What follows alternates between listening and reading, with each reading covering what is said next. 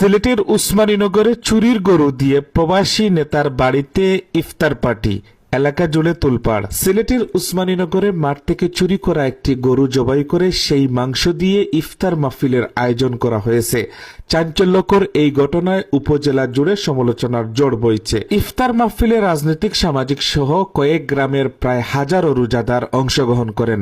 উপজেলার পশ্চিম পৈলনপুর ইউনিয়নের গোলমুখাপন গ্রামের স্বেচ্ছাসেবী সংগঠন ইউনাইটেড গোলমুখাপন ট্রাস্টের প্রতিষ্ঠাতা সভাপতি আজাদ আহমদ সাদ মিয়ার পরিবারের পক্ষ থেকে সংগঠনের অন্যতম প্রতিষ্ঠাতা মোহাম্মদ আহমদ মধু ও প্রতিষ্ঠাতা সাধারণ সম্পাদক বুরহান মিয়ার উদ্যোগে গত 6 রমজান মঙ্গলবার ইফতার ও দোয়া মাহফিল অনুষ্ঠিত হয়।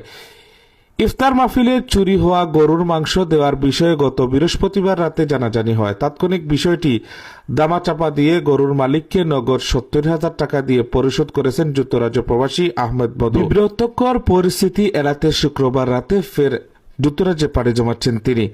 খোঁজ নিয়ে জানা যায়, যুক্তরাজ্য প্রবাসী আহমদ মধু বিভিন্ন সময় এলাকায় অসহায় মানুষদের সহায়তা করে আসছেন। বিগত ত্রয়োদশ জাতীয় সংসদ নির্বাচনকে সামনে রেখে বিএনপি নেতা মধু দেশে আসেন। কয়েকদিন দেশে থাকার পর পবিত্র রমজান উপলক্ষে নিজ বাড়িতে এলাকার রোজাদারদের নিয়ে ইফতারের আয়োজন করেন।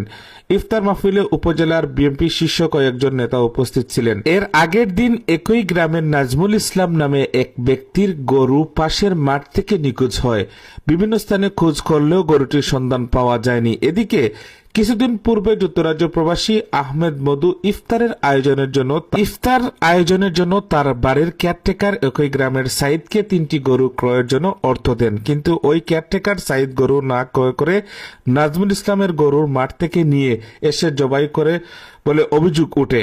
বিষয়টি জানাজানি হলে বৃহস্পতিবার গ্রামবাসী প্রবাসীর বাড়িতে গিয়ে বিষয়টি জানতে চান। পরে প্রবাসীর বাড়ির সিসি ফুটেজ ক্যামেরায় ভিডিও ফুটেজ থেকে শনাক্ত করেন ইফতার মাহফিলের জন্য জবাই করা গরুটি নাজমুল ইসলামের। মাঠ থেকে ধরে এনে গরুটি জবাই করা হয়। বাড়ির কেয়ারটেকার সাইদ এমন কাণ্ডে হতবাক হন প্রবাসী ও গ্রামবাসী। বিষয়টি সমাধান করতে গ্রামবাসীর উপস্থিতিতে নাজমুল ইসলামের গরুর মূল্য পরিশোধ করেন প্রবাসী। গরুর মালিককে অর্থ পরিশোধের পর প্রবাসী এই ঘটনার সাথে সম্পৃক্ত নয় এমন বক্তব্য দিয়ে একটি ভিডিও ধারণ করেন গ্রামের কয়েকজন। পরে ভিডিওটি ফেসবুকে আপলোড হলে সামাজিক যোগাযোগ মাধ্যমে ব্যাপক সমালোচনার জন্ম দিয়েছে ঘটনাটি। বৃহস্পতিবার রাত থেকে কেয়ারটেকার সাইদ পলাতক রয়েছেন বলে একটি সূত্র নিশ্চিত করেছে।